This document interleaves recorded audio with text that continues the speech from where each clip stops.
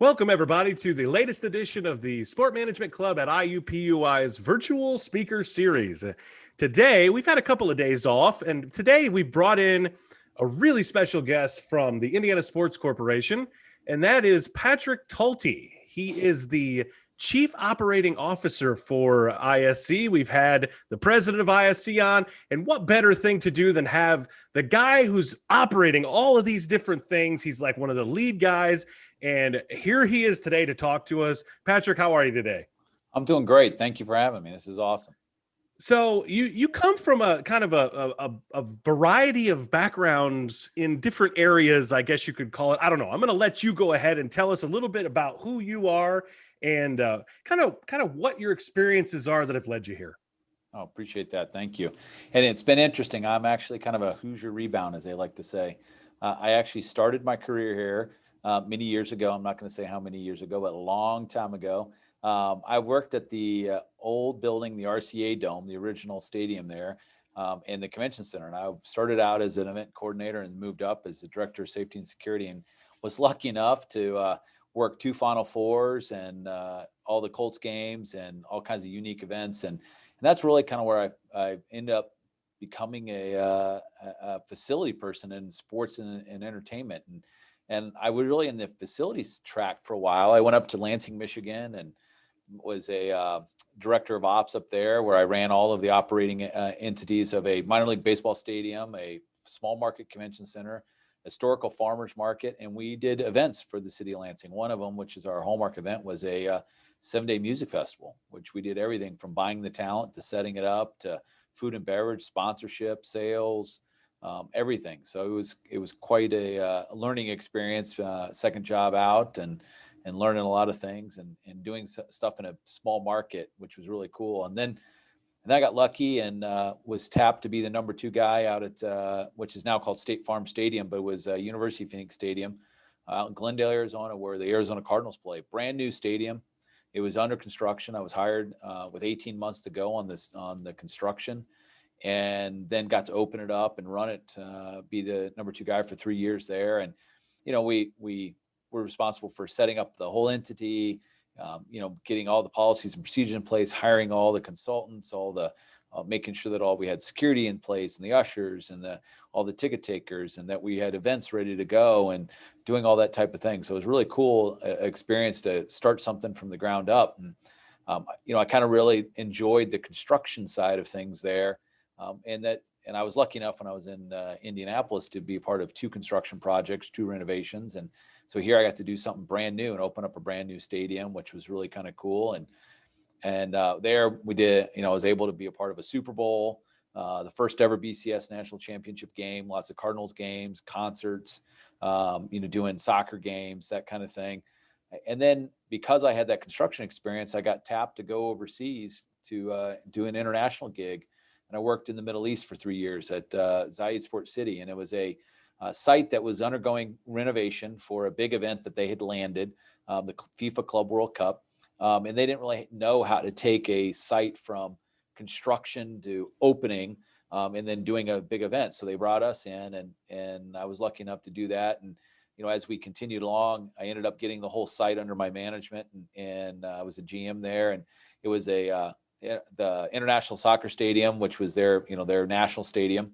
And then it was a Olympic ice rink that had 2,400 seats. We had a International Tennis Center that had a 5,000 seat main court, and then a couple side courts, 1,200 seats each, and then 7 practice courts. And then we also had a bowling alley that seat 1,500 people, and people would watch bowling. It was 40 lanes built for the World Bowling Championships, and then a bunch of practice fields and that kind of stuff, which was really fun. Took that site from government run to programming and events, and really changed it to Western. They hadn't done an active marketing piece ever.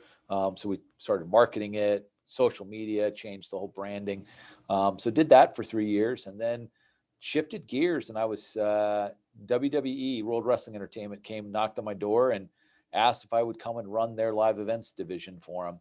And so I did that for 3 years and came back to the States, lived in Stamford, Connecticut, worked out of the headquarters for WWE, and traveled around the world, helping them put on events and managed 3 touring divisions, 425 shows a year.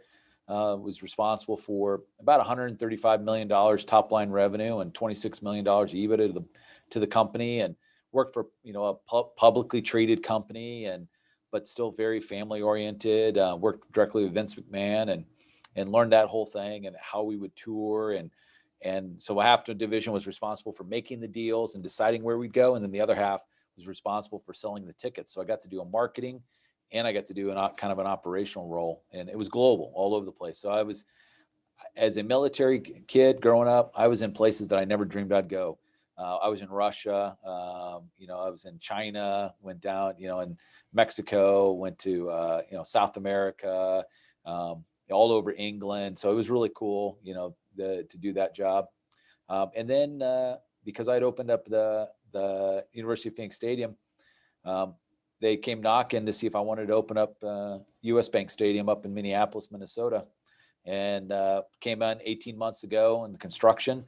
Once again, hired all the staff, started booking the events, doing everything, getting it all set up, all the policies, procedures, getting it set. And there we actually had Super Bowl, 2018 Super Bowl, and then the 2019 Final Four, which who knew that would be the last Final Four that actually would be held.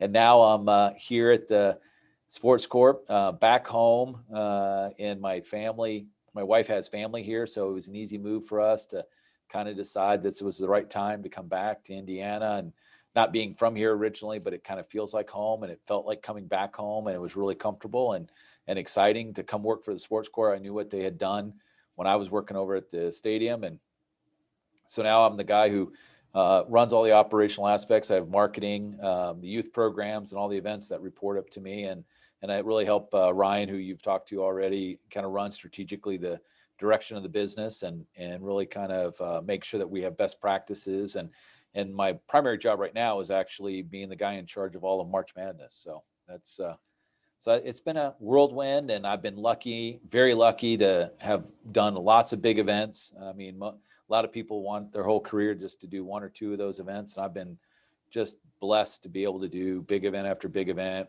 WrestleManias and Super Bowls and college games and bowl games and just all kinds of stuff like that. And concerts, big, huge concerts. That's always a fun thing to do too.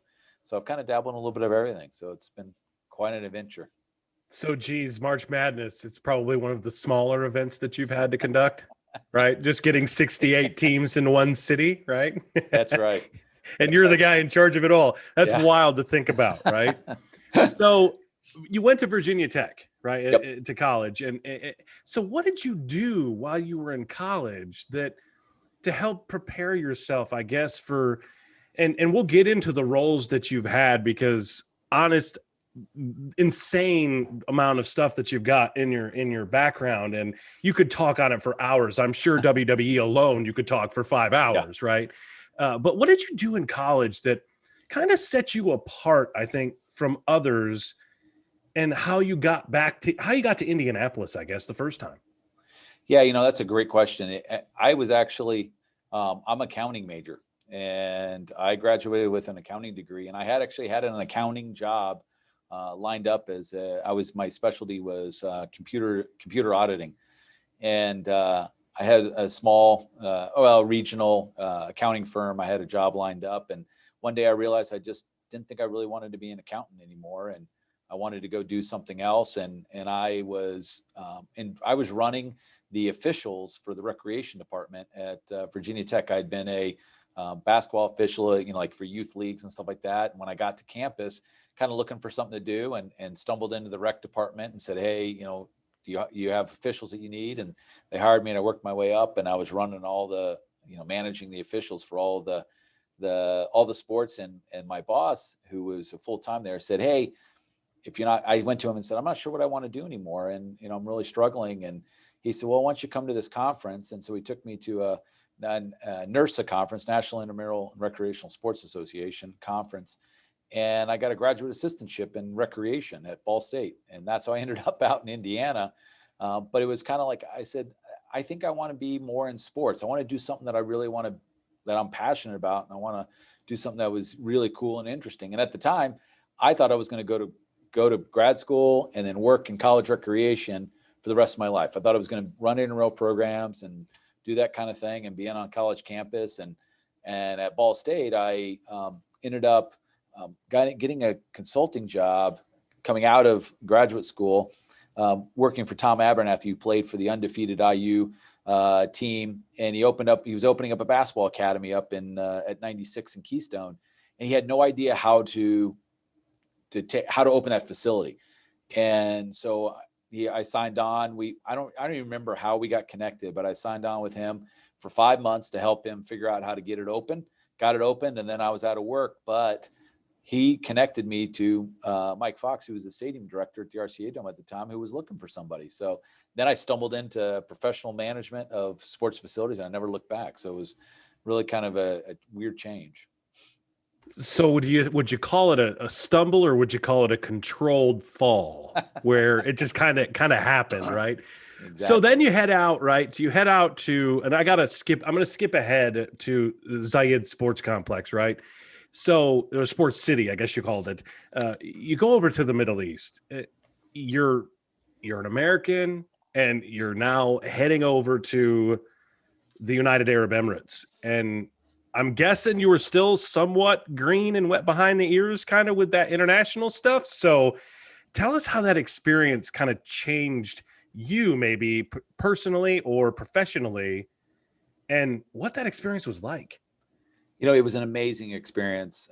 It was the first place that I really got to use my recreation programming experience combined with my hardcore facility experience, combined with my operational background.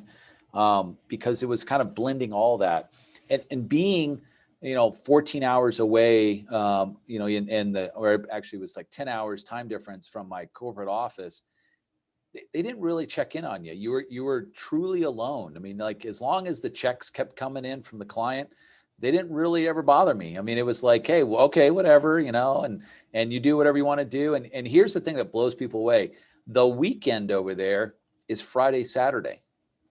We work on Sunday. So it's Sunday through Thursday we work. So you want to talk about being totally off of what the United States is doing. I mean, I was not in the office. I mean, so I had no real connection. So I really had to learn to be kind of my own entrepreneur. Like how would I run a business? How would I think of things myself? And really had to learn a lot about client management. And the thing I learned there was a lot about politics, and because politics there are very different.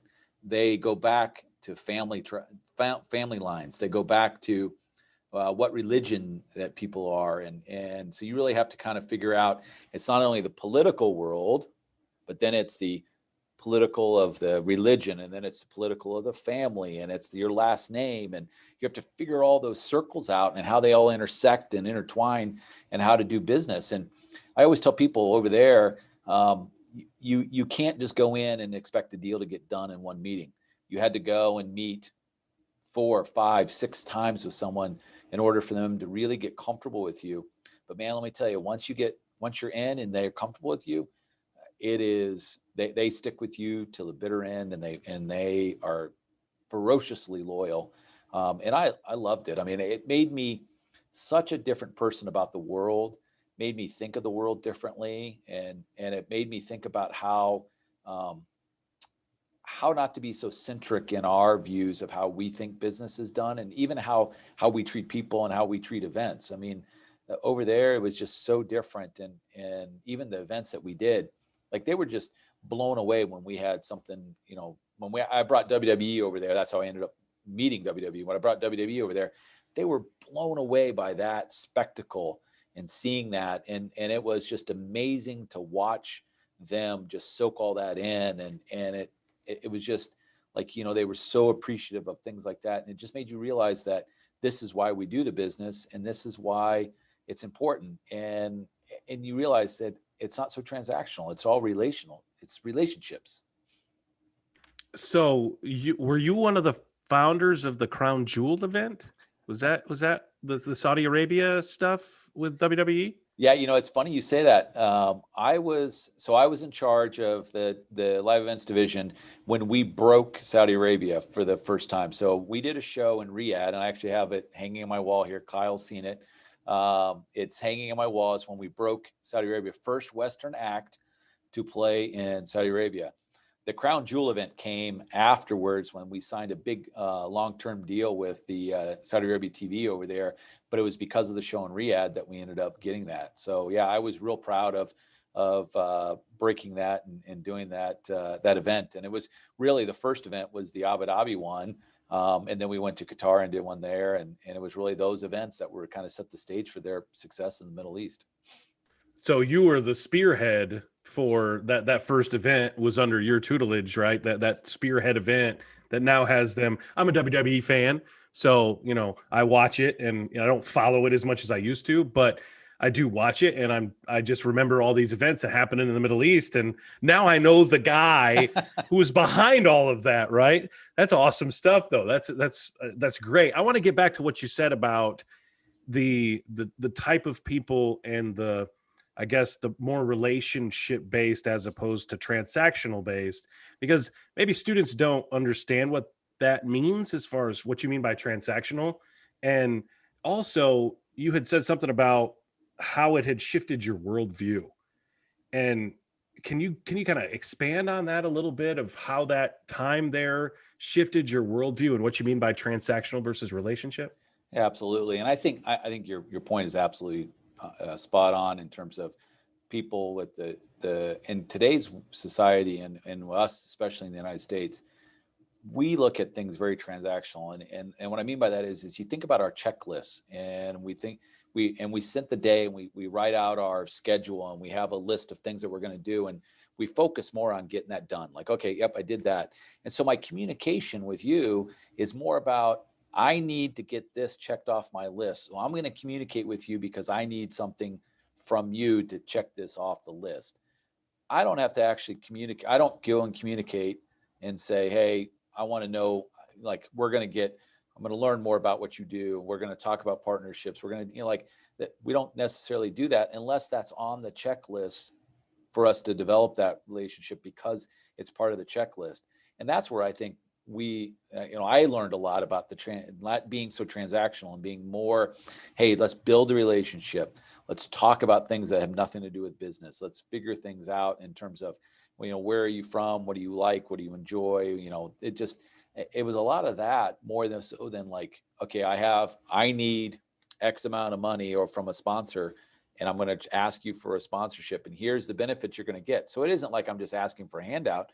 I mean, it's a business transaction, but you have to have that relationship. I want to feel like, to them, I want to feel like I'm doing business with someone who actually I can relate to, I can feel comfortable with, I can trust, I can understand. We've built a friendship. And when I say friendship, it doesn't mean that, like, hey, we're best friends or anything like that. It's just that we've built a common understanding and respect with each other that we can have a discussion. And I think that's really important, and it gets lost in today's world. And my worldview, I remember when we're in the States, you really think, oh, the United States is huge and we have such a vast cultural experience, and we do. But when you go overseas and you're the minority and you're in a different country, and religion's different, customs are different, how they do things is different. You have to totally be comfortable with letting go of what you think is right. And I always tell the story, and a great example of this is trying to get cable television. Here in the States, we call up, we get cable, we order cable television. They tell us they're going to come between 8 and noon on, February 19th. We mark that on the calendar, and we expect them to come between 8 and noon, February 20th. Yeah, sure, we'd like it to be a 45-minute, window, much tighter, but hey, we expect that. Well, there, what you have to do is you first have to go down to the store and buy the box for the cable television, because the retailers sell the box. So you have to go get the box. Now I have the box. Now I want someone to come and install it. So then you have to call an installer to come out, and the installer says, okay, I should be able to come out next week. Okay. And then they say the word inshallah, which means God willing, which means maybe if I can, I will. If I can't, I'll call you back. So then they call you back and say, yeah, we'll be out there next. And they don't apologize. They don't say, oh, I know you were scheduled for this day. They call back and say, hey, we're going to come on next Friday. And me getting mad doesn't really change anything. They just that's just the way they do business. That's acceptable. When people take vacations over there, if you are a business and there usually is like one or two people who can sign checks. If I happen to be the person who signs checks and I take my vacation and they take vacation for 30 straight days, if you came to me and said, hey, you owe me X amount of money for whatever product I sold you, we would tell you, oh, well, the check signer's on vacation. And you'd go, oh, okay. Let me know when they come back. And that's totally acceptable because that's how they do business. So you have to get totally used to that.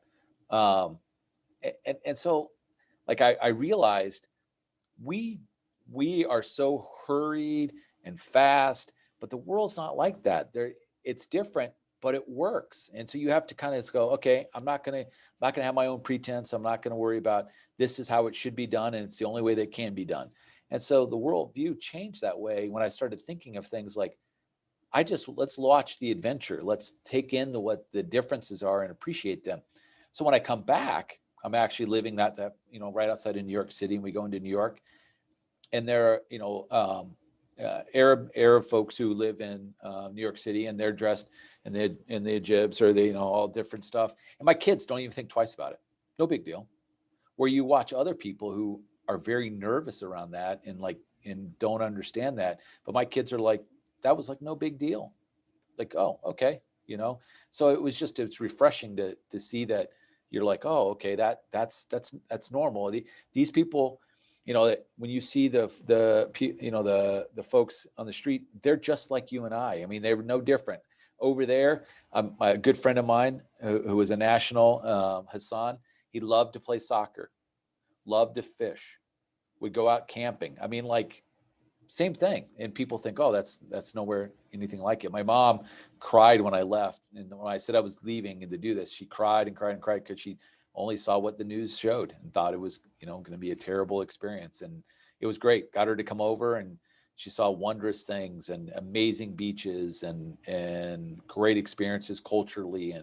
And that's what the kids got to experience. So it was unbelievable. Wow, it sounds like an experience that I want to undertake.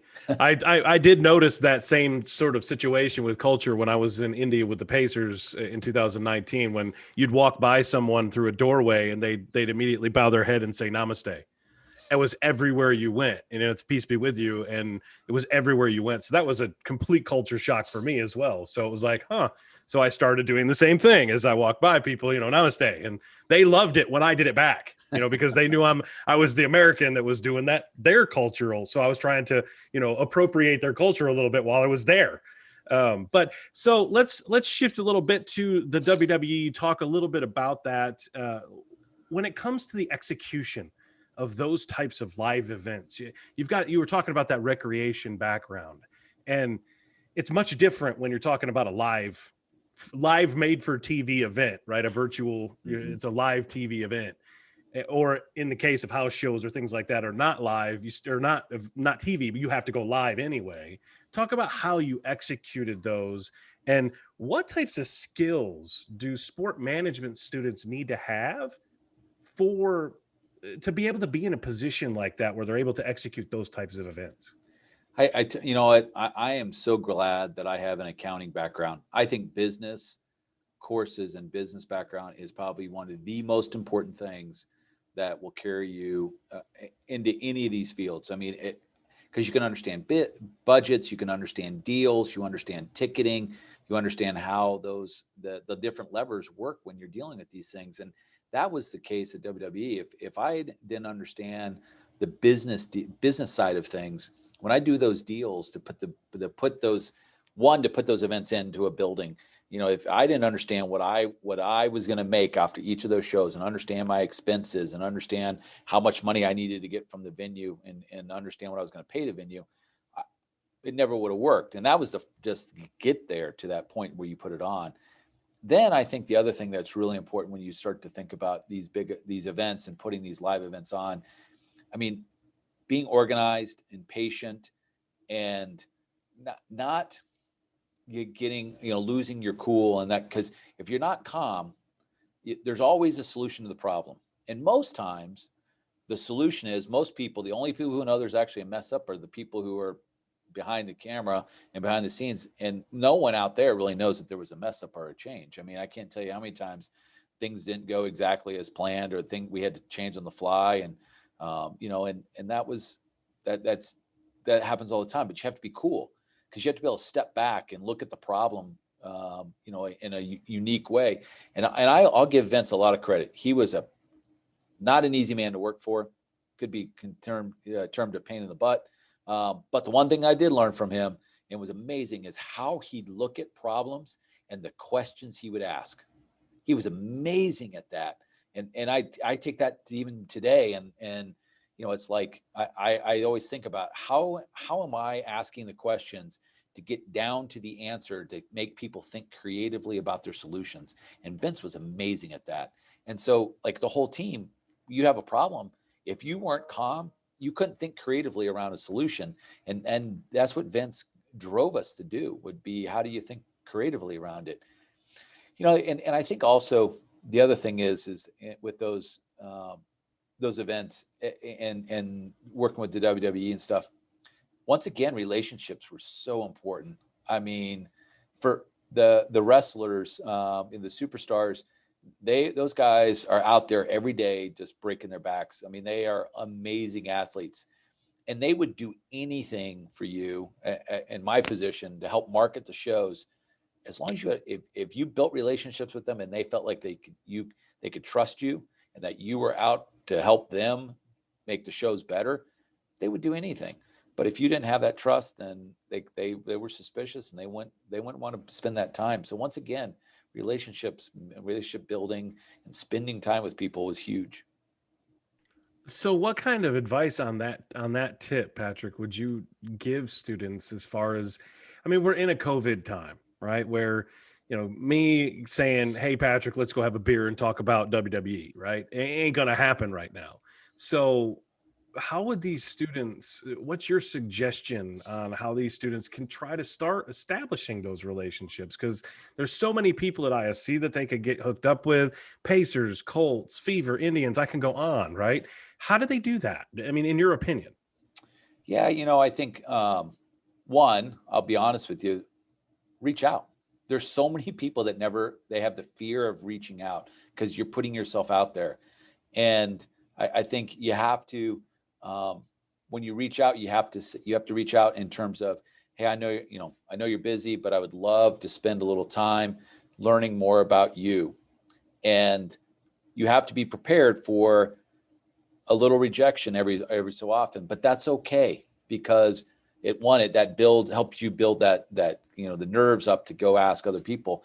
But you'll be blown away how rewarding it will be for the time that you do spend with people, and connecting with them. The other thing I think is important is, once you do get that first meeting, you have to really spend time, and this is so hard for people to do, and I've struggled with this through my life, is listen to understand, not listen to respond. And that will go miles when you're talking to someone that you're trying to learn from and you're trying to make connections with. That is huge. I can't emphasize that enough. That's probably one of the most important things I tell people all the time. I tell the younger staff members, I tell my interns that, this is really, that's how you build relationships, is to understand. I'm going to ask you to expand on that, but I'm going to direct you on that. And that's, how does someone a young person who maybe has never thought that way, that they need to listen to understand as opposed to listen to respond, how do you do that? How do you shift your brain to listen for understanding, and not to just say, "Oh yeah, I would do this"? That's a great question. And, I think as I continued to evolve in my career, and I continued to move up, and got lucky with the different positions that I had, I think the thing that really, as I thought about it, and then it was like, and someone told me this advice, and I really started to think about it, was I started to really start to think about, what is it that would put me in their position to feel what they're feeling. How do I feel what they're feeling? Not what do I hear, what are they doing, but how do I feel that?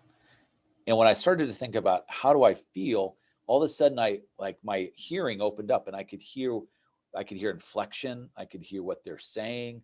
I could then start to understand context. Contextual clues are amazing when you think about when you're talking about stuff, like what's around you, what are they doing, how are they doing it? And you know what, one thing that's always challenging, and this is really tough, is I think today's world, the phone has really made that harder because people are looking at their phones when they're talking and stuff like that.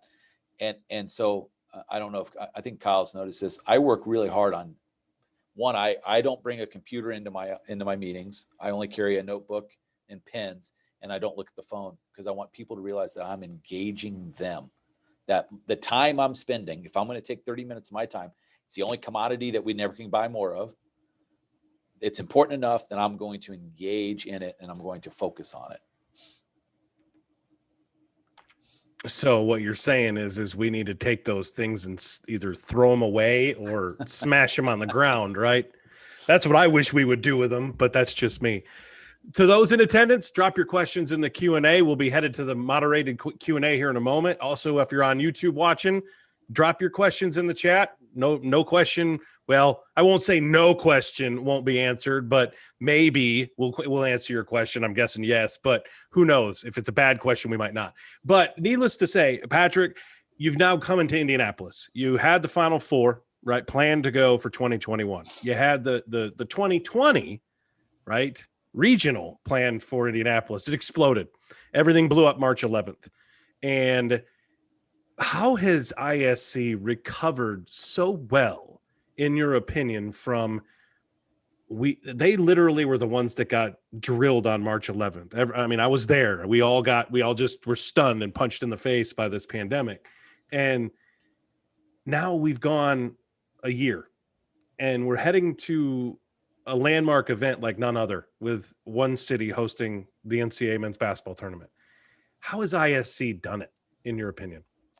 Yeah, first of all, the staff, I can't say enough about the team. They are amazing, hard workers, and just creative. And that's, one of the things that's just been unbelievable is they've stepped up. But, on March 11th, I'll never forget, Ryan and I went out into the hallway. We were in Bankers Life Fieldhouse. We went outside our offices and, the office that we had back in the hallway, and we were in the hall, and we looked at each other and said, you know what, we're going to soon be a company that is missionless. And we got to figure out what we're going to do. And that was kind of him and I were like, we got to figure this out. Like, what are we going to do? And as we went along, we stepped up our communication, worked really hard on making sure that we communicated with the team, because everyone's working from home now. It's something we've never done before. We're used to bringing people together to gather, and here we are all separated. So we started to think, okay, well, how are we going to do this? What are we going to do? And we talked to the team and really focused them on and made them think about what our mission is. Our mission is to uplift the city through sport. What better time does it need uplifting than now? And so how can we take sport? And it could be, we started to think, okay, let's think about the different things of sport. Let's do a digital content series. Let's do, anything that has to do with sport that can uplift and change and help bring people along. We looked at everything. And someone said to us, oh, you can't put on a run during the pandemic. It's not safe. And we said, we got to look at it. Can we? Could we? And we looked at it hard and started thinking, and we think through everything and said, yeah, we can do this. And so we put on the Indy Ultimate, put on a run, and it was successful. And people said they felt safe, and it was the first time they'd been downtown since March, and it was unbelievable weekend, and it was really cool to see. And then as we continued to move forward, and we said, okay, what else can we do? And we looked at okay, how can we do sports? We came up with the idea. We said, you know what? At some point, because we saw the NBA bubble, we said, you know what? College basketball, they're not going to think about a bubble. They're going to try to figure it out in a normal way. We should be ready to support the operations when we can. So we went out and we created a white paper to send out to folks that kind of talked about what Indy could do for college basketball in a bubble. And that we actually had some games. We had USA Basketball did an event inside of a controlled environment here at the convention center. It was a huge success. It was great. It was awesome to see. They were really happy. We did another game. Richmond and Loyola Chicago played in the same thing. And then because this was out and we were talking to people, we ended up landing the Jimmy V Classic at Bankers Life, and we landed one of the games of the Champions Classic, and then we had Baylor Gonzaga scheduled for Saturday, December 5th to play at Bankers Life, all because we were out in the market talking about, hey, here's what we think. Was it perfect? No. Did we know everything? No. Did we have all the solutions? No. But we got stuff out there and we started theorizing and talking about it, getting input from people and learning. And we've learned so much about testing and all this other stuff that then we realized, you know what, this is how we're going to keep recovering, is by being leaders, being ready to take on what we can. And I think that's what Indy has done well, is being ready. I mean, over the summer, we took a bunch of basketball camps and games from Chicago for youth. They played in the convention center because they weren't open in Chicago, but people said we can do it safely, and people follow the rules and think through things. And our health department has been huge partners, and they've worked hard with us to make sure that we're putting safe plans together to really think through, how do you protect people and how do you mitigate the risk? Don't mitigate the risk where you just complete shutdown, but just mitigate the risk in a safe manner. And so it's been really successful. And our team has just really embraced that. They've embraced creativity. They've also embraced not being totally comfortable with not knowing and it changing all the time. And I think that's really set us apart because if you plan, we do 3, 4, 5 different plans. They all get torn up. And then we finally have the 6th one that is done 24 hours prior to the event and it executes. And you have to get totally comfortable with that. And if you are, you're going to succeed.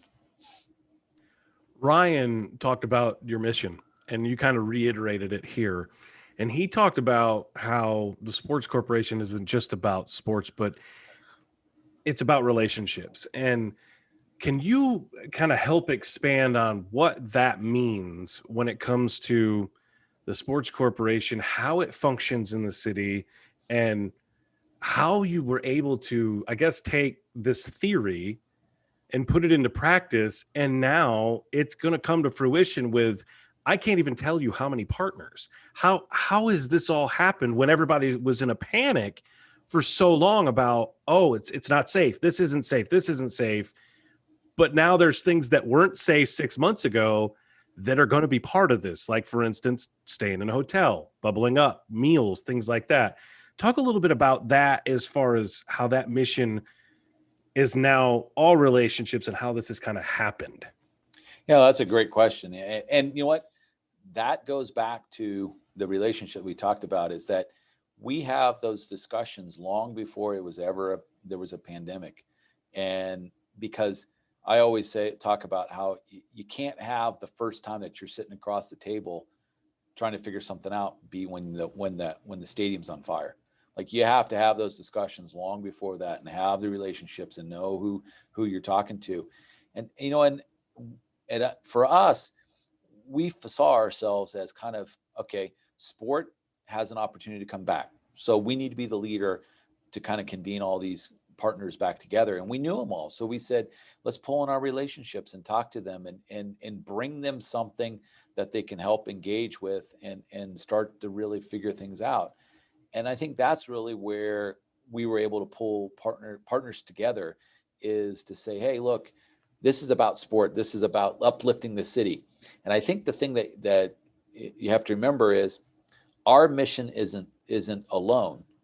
Downtown Indy is about uplifting Indianapolis. Visit Indy is about uplifting Indianapolis. So when you take our mission, while it's sport oriented and it's a focus on sport, when we're saying to Downtown Indy, hey, we have an idea to uplift Indy, and here's what we need, but it's in context of a sport event in the support of that's congruent with their mission. And they're like, yeah, absolutely, we want to jump on board and help that. And that's where, some sports commissions around the country are very singular focused on putting heads on beds and only thinking about how do I bring in the next event in, or what am I doing? They're not thinking of how do I transform the city? How do I uplift the city? How do I make a difference to the citizens who live here?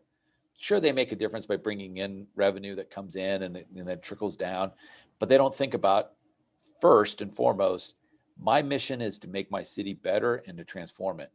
Then you have the congruency of all the other nonprofits that are doing that, and they work with you, and then your relationships are that much tighter. That's why you don't see that in a lot of other cities. And I've been around, as you know, from a lot of different cities. We do it. That's the secret sauce in Indianapolis, is that partnership and that congruency of the whole city working on these sporting events. That doesn't happen elsewhere. All right, my final question for you before I hand you off to Kyle to moderate a Q&A session is, so we talk a lot in class, and a lot of the things that you've said is like reiterating things that I keep telling the students, right? I'm trying to pound it into their forehead that you need to do this, this, and this, and you guys are echoing those things. And my thought process on this is, I'm not sure what skill sets people need when they leave school. What do you say? What would you say as far as hard skills, whether it be software knowledge or whatever, and then soft skills? What do you find to be the most important sets of skills that a student should walk away from college having A, mastered maybe, and B, shown others that they have? What do you believe they are? I really think, one, I think I cannot stress enough. I think business knowledge and business, being around business classes and the theory and the concepts and the language is huge. I stress that time and time and time again, because you're competing against a bunch of other schools out there that are all in sports management. The one thing that's going to separate you is if you've got business, hardcore. I understand how to do a budget. I understand how to make expenses work. And you're competing against someone who might be, they've been a sports marketing person from another school that doesn't have business. So I think that's a really important skill. I think, I used to say all the time that like learning software and things like that was something that was really important. But I think today, computerization is so ubiquitous that it's natural for kids coming out today to have that and to be masterful at it. And to be amazing at that. And that's what, when we hit the pandemic, it was amazing how the event team picked up Teams and was mastered it and was using it to its full effect within 2 weeks because they live with that. I think soft skills, the pieces that are really important is that listening piece, I think is one thing that I would always say. I think also being flexible. And this is really important because, one, when you get into a job, you have to be willing to do whatever, volunteer for things, just step up, be around, and make sure that folks are noticing that you're willing to go that extra mile, to be flexible, that you don't just do your job. Oh, that's not my job description, I'm not going to do it. Got to be flexible there. You also have to be flexible. If you really want to move up, I think you need to be flexible in your lifestyle in terms of, I'm willing to move. I'm willing to take that chance. I'm willing to do this or do that. That flexibility, I think, is really important. And I think the last soft skills I would also say is being able to speak with people and having a good presentation with folks, I think, is really important. I think that gets lost. Public speaking is a lost art. And I think we get caught behind the computer, we get caught in the emails. And I find that young staff members will send longer emails and send all kinds of correspondence via email. And I'll say to people, hey, did you pick up the phone and call such and such? They'll say, yeah, I sent them an email. That's not what I asked you to do. And that is a lost art. And I think being able to pick up the phone and make phone calls to people, because it once build that relationship, I think is really important. And that's a soft skill that's been lost by, I think, big time. My hope is that we bring it back sometime in the near future. All right, Kyle, you've got a few questions in the Q&A, and I'm going to step aside and let you go ahead and take over. And so, Patrick, I'm going to come back here in just a moment because I'm going to put you on the spot one more time. Excellent. Perfect. Thank you. First of all, I've got a question. Obviously, you've traveled the world. You've taken family with you. You probably traveled without them. How do you make time for, family and yourself amongst everything else that you are doing with work? Yeah, that's a great question because that's a very, work-life balance. People talk about that all the time. And what I will tell you is I've had periods where work-life balance has been terrible. I've had periods where it's been great. The thing I think my wife and I always decided was that we weren't going to say work-life balance is it's one or the other. It is being comfortable with the situation that we're in at the time. And so like work is a part of me. It's my DNA. This is what I do. And so I don't try to just like put it down when I leave. It's still a part of me. But what I do is I try to be in the moment with my family when I'm with my family, and I try to be in the moment with work when I'm at work. So I'm not doing, like unless emergencies and like that. But I'm not worried about and texting and figuring out what's going on, trying to solve work home stuff at work. I'm in the moment. I'm listening. I'm paying attention. And when I'm at home, I'm in the moment with the family and the kids. And so there's been times where, like when I opened a new stadium, or like right now during March Madness, the time that I get with the family is very small, but I try to be in that moment for that small time. And it means so much more than if you spend more time and you're half paying attention and half not. So looking at your path through your jobs, would you say you were recruited for your jobs or did you have to apply for them? And which do you think is more common for people in the industry? Um, I've been lucky enough that I've been recruited for the majority of my positions. I, I, I got lucky, and that's a blessing for me. Um, I would say that, um, but even when I've been recruited, I was usually, it was at the right time for me to be recruited. So I was kind of looking, or I was kind of had my ear open, and then someone came a knocking, and someone could interest me. I think it's probably more common that folks will look for jobs, but what I will tell you is, if you're working hard and you're doing a great job, you'll be shocked on how many people find you. And and the other piece of that is they may not recruit you, but it makes it easier to get the next job if you're doing that, because people will do references for you, or they'll say, hey, I know such and such at Banker's Life, or I know this person, I know that person, and they kind of have that connection to you, and they'll say, oh yeah, that they knocked it out of the park. So I think that's it. It's more common, I think, that people that you might apply, but I think it's very common that there's also, you have to be very careful about the connections, and it'll be easier to find that job. And that's been another thing for me. I mean, the reason I've been recruited is because people have spoken highly, and people are like, oh, well, maybe that's who I want. So looking at connections, who or what would you consider your best connection to get you where you are today? It's interesting. I have some folks that I've stayed connected with throughout the years. And then I have some folks that, throughout different times in my career was very close and very connected, and they helped me get to another position. But then maybe not, I'm still not connected with them. I mean, the gentleman who I worked for, Tom Morrison, who actually is down at IU, is in charge of all, he's got a big job down at IU. I worked for him as a graduate student at Ball State, and we stayed close the whole time. And he taught ethics class at Ball State for me when I was there. And Tom's now on the board of Indiana Sports Corp. And, so it's like come full circle. And so I've stayed close with him. He's been a huge influence because of I remember the stories and the lessons I learned in his class around ethics. And he talked a lot about ethical decisions and how you figure those things out. The gentleman, Mike Fox, who was stadium director here at RCA Dome. I stayed close with him.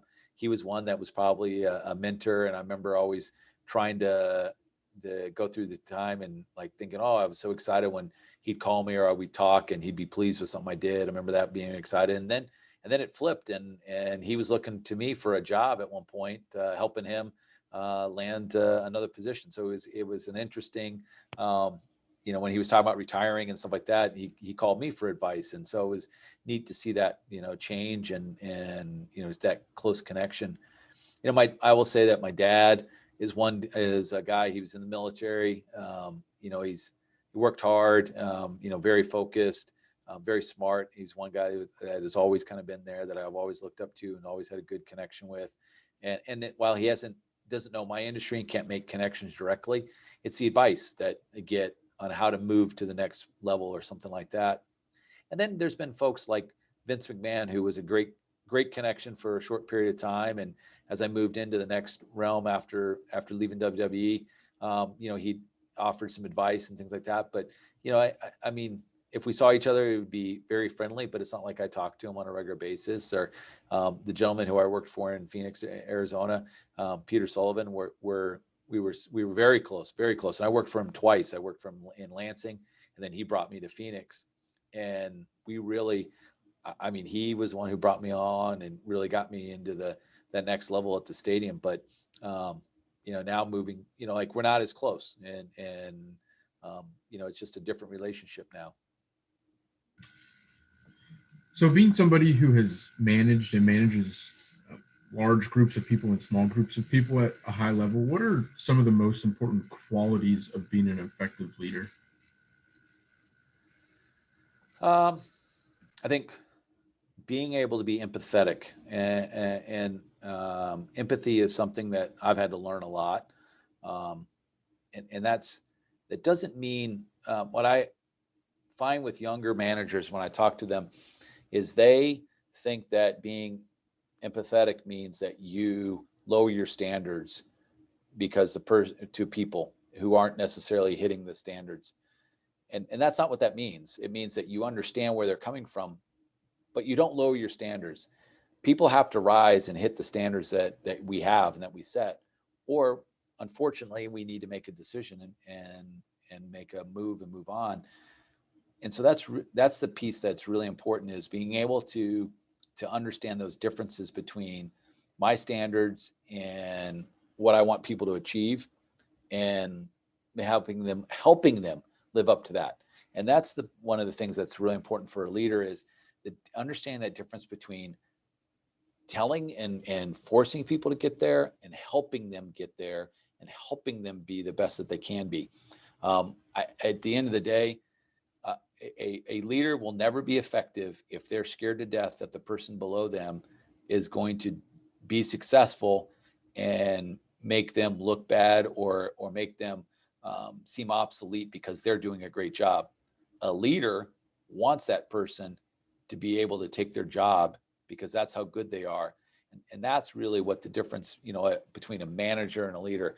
Manager is someone who just, they're helping, making sure the person's doing what they're supposed to be doing and they're paying attention to their work.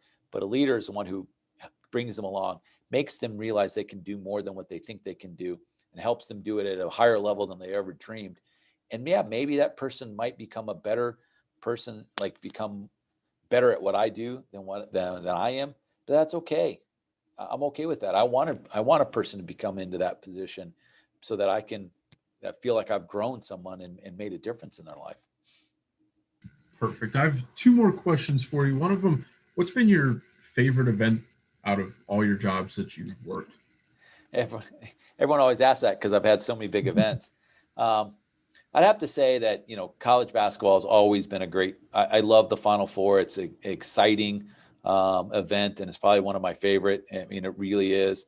WWE WrestleMania is an amazing event. I mean, it is unbelievable. The passion and the excitement and the creativity and how that is. But one of the other events that I always say is one of my favorite events that I've ever done is I was lucky enough to be responsible for Billy Graham's 404th Crusade here in Indianapolis. And that was an amazing event to be a part of. And so, that, and then probably one of my favorite events is the UAE's 40th National Day was something that was hosted at our venue. And it was amazing to see that the history of a brand new country, only 40 years old, being celebrated. And so those are probably my favorite events. So one last question. So what is your favorite commemorative item from an event that you have in your office? And Kyle knows I've got a lot of stuff in my office, and he hasn't seen my home office, which I have even more stuff. It's unbelievable how much stuff I have. Probably my favorite. Actually, you know what? My number one favorite event or thing from an event is my Virginia Tech football helmet signed by the legendary coach Frank Beamer. Now, interestingly, Virginia Tech actually never played in an event that I did, but they played in the bowl game that was out in Arizona. That was the sister to the bowl game I played, and they honored Frank Beamer at our bowl game. That's how I got that gift. So that was probably my absolute favorite thing I have, and it's got a pristine place on my bookshelf at home. But probably my other one that is, I'd say probably might be, it was probably the Fruity Pebbles with John Cena on the box. That was a unique event, or a unique gift that they gave when we signed our first post deal with WWE. That was pretty cool. That was a Wally question, so he must have been looking for something. I'm not sure what. It might have been a Fruity Pebble box.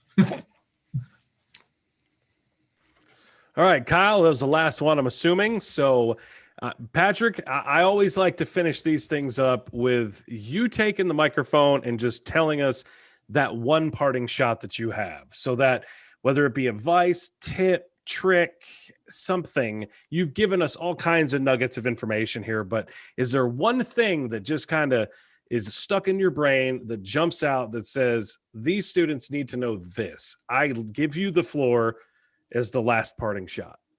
Well, first, I just want to say thanks again for having me, and it's been a pleasure. And thanks, Kyle, for reaching out and getting me on this. This is really special, and I love being able to talk to the students and connecting. It is a great to help shape that next generation who's going to take over for me. I think the one thing that I will tell you is, and this is something that my wife and I talked about, and it has served us well throughout our whole career in our life. We decided early on when we first got married that we were going to enjoy every stop, every place we lived, and every job that we had. We were going to find the joy in that, no matter what it was. And that has made such a difference for me. I've never, even jobs that were hard or jobs that, I maybe weren't the greatest, I enjoyed, and I found the happiness in them. And I learned to take away the positive from it. So like at WWE, it was not an easy place to work, but the positives that I learned there, that I took away, outweigh all the negative by far, because I wanted to make sure that I found the things that were the best part of this, and that would make me better. And I would learn, because some of that I learned how I don't want to be a boss. And that right there has made all the difference in the world, that we said, we're going to be happy where we go. So you know what? It made moving to Lansing, Michigan, a place I'd never been to. And Michigan, Lansing, Michigan is not the sexiest place in the world. Hate to say it. But we went there and we were happy, and we did it because we said, we're going to find the happiness of where we go. And I think people just need to be comfortable with that. And that's one thing that's just made huge difference in my career. And look what it's done. I've moved all over the world and done huge events and been blessed with what I've been able to do because I've taken the chance. I've stepped out on the cliff and said, yes, I'm going to do it. And I'm going to find joy. And I'm going to do it. And I'm going to enjoy it because I'm just going to find the happiness in it. Find the happiness. That's the nugget that we take here. Find happiness in everything you do. I love it. I absolutely love that message. All right. Thank you, Patrick, for coming on to the SMC virtual speaker series here tonight. We love having guests like you come on and offer us all kinds of insight and information. We haven't scheduled the next one yet, so we're going to get right on that, and we're going to have a series more of these shows coming up here soon. I'm hoping at least in the next couple of weeks. We're going to get a little busy come March, but I think we're going to find a way around that. So thank you for tuning in here tonight, and we look forward to having the next one. We'll be putting it out on social media as soon as we seal the deal on it, I guess you could say. And we look forward to seeing you all there. Have a great night, and thank you for attending here tonight.